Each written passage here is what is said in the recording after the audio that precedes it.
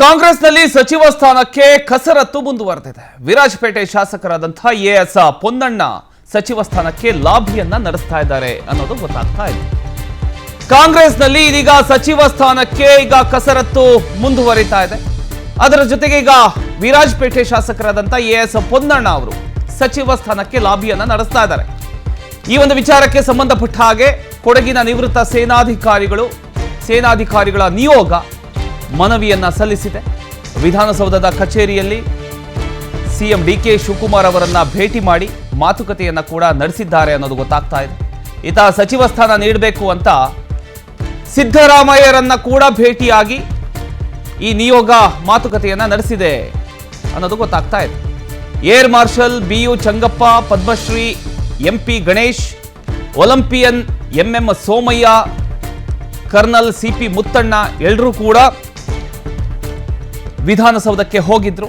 ಒಂದ್ ಕಡೆ ಮಾಜಿ ಸಿಎಂ ಸಿದ್ದರಾಮಯ್ಯನವರನ್ನು ಕೂಡ ಭೇಟಿಯಾಗಿದ್ದಾರೆ. ಅದರ ಜೊತೆಗೆ ಸಿಎಂ ಡಿಕೆ ಶಿವಕುಮಾರ್ ಅವರನ್ನ ಕೂಡ ಭೇಟಿ ಮಾಡಿದ್ದಾರೆ. ಅದರ ಒಂದು ಚಿತ್ರಣವನ್ನ ನೀವು ಗಮನಿಸಬಹುದು.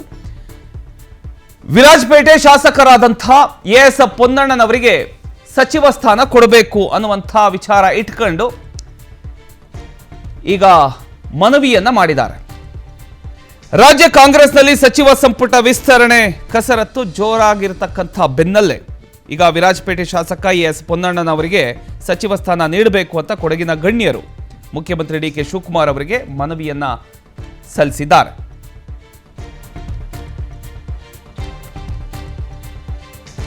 ಇದರ ಬಗ್ಗೆ ಇನ್ನಷ್ಟು ಡೀಟೇಲ್ಸ್ ಕೊಡ್ತಾರೆ ನಮ್ಮ ಪ್ರತಿನಿಧಿ ರವಿ. ರವಿ, ಈಗ ಸಚಿವ ಸ್ಥಾನ ಆಕಾಂಕ್ಷಿಗಳು ಒಂದ್ ಕಡೆ ಕಸರತ್ತನ್ನು ನಡೆಸ್ತಾ ಇದ್ರೆ, ಈ ಕಡೆ ಈಗ ಒಂದು ನಿಯೋಗ ಸಿದ್ದರಾಮಯ್ಯನವ್ರನ್ನ ಹಾಗೂ ಡಿ ಕೆ ಶಿವಕುಮಾರ್ ಅವ್ರನ್ನ ಭೇಟಿಯಾಗಿದೆ, ಮಾತುಕತೆ ನಡೆಸಿದೆ. ಎಎಸ್ ಪೊನ್ನಣ್ಣನವರಿಗೆ ಸಚಿವ ಸ್ಥಾನ ಕೊಡಬೇಕು ಅನ್ನುವಂಥ ಒಂದು ಮನವಿಯನ್ನ ಮುಂದಿಟ್ಟಿದೆ. ಸೊ ಇದ್ರ ಬಗ್ಗೆ ಇನ್ನಷ್ಟು ಡೀಟೇಲ್ಸ್ ಕೊಡೋದಾದ್ರೆ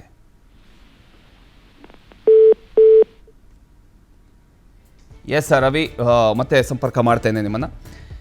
ವಿಧಾನಸೌಧದಲ್ಲಿರತಕ್ಕಂಥ ಮುಖ್ಯಮಂತ್ರಿ ಕಚೇರಿಗೆ ಭೇಟಿ ಮಾಡಿದ್ದಾರೆ ಕೊಡಗಿನ ನಿವೃತ್ತ ಸೇನಾಧಿಕಾರಿಗಳ ನಿಯೋಗ. ವಿರಾಜಪೇಟೆ ಶಾಸಕ ಎಎಸ್ ಪೊನ್ನಣ್ಣನವರಿಗೆ ಸಚಿವ ಸ್ಥಾನ ನೀಡಬೇಕು ಅಂತ ಸಿಎಂ ಡಿಕೆ ಶಿವಕುಮಾರ್ ಅವರೊಂದಿಗೆ ಮಾತುಕತೆಯನ್ನು ನಡೆಸಿದೆ. ನಿಯೋಗದಲ್ಲಿ ಏರ್ ಮಾರ್ಷಲ್ ಬಿಯು ಚಂಗಪ್ಪ ಅವರು ಇದ್ದಾರೆ, ಪದ್ಮಶ್ರೀ ಎಂಪಿ ಗಣೇಶ್ ಅವರು, ಒಲಿಂಪಿಯನ್ ಎಂಎಂ ಸೋಮಯ್ಯ ಹಾಗೂ ಕರ್ನಲ್ ಸಿಪಿ ಮುತ್ತಣ್ಣ ಸೇರಿದಂತೆ ಹಲವು ಗಣ್ಯರು ಇಲ್ಲಿ ಭಾಗವಹಿಸಿದ್ದಾರೆ. ಅದನ್ನು ನೀವು ಗಮನಿಸ್ತಾ ಇದ್ದೀರಿ. ಇದರ ಜೊತೆಗೆ ಇದೇ ನಿಯೋಗ ಮಾಜಿ ಮುಖ್ಯಮಂತ್ರಿ ಸಿದ್ದರಾಮಯ್ಯ ಅವರನ್ನು ಕೂಡ ಭೇಟಿ ಮಾಡಿ ಸಚಿವ ಸಂಪುಟದಲ್ಲಿ ಕೊಡಗು ಜಿಲ್ಲೆಗೆ ಪ್ರಾತಿನಿಧ್ಯ ನೀಡಬೇಕು ಅಂತ ಮನವಿಯನ್ನ ಮಾಡಿಕೊಂಡಿದೆ.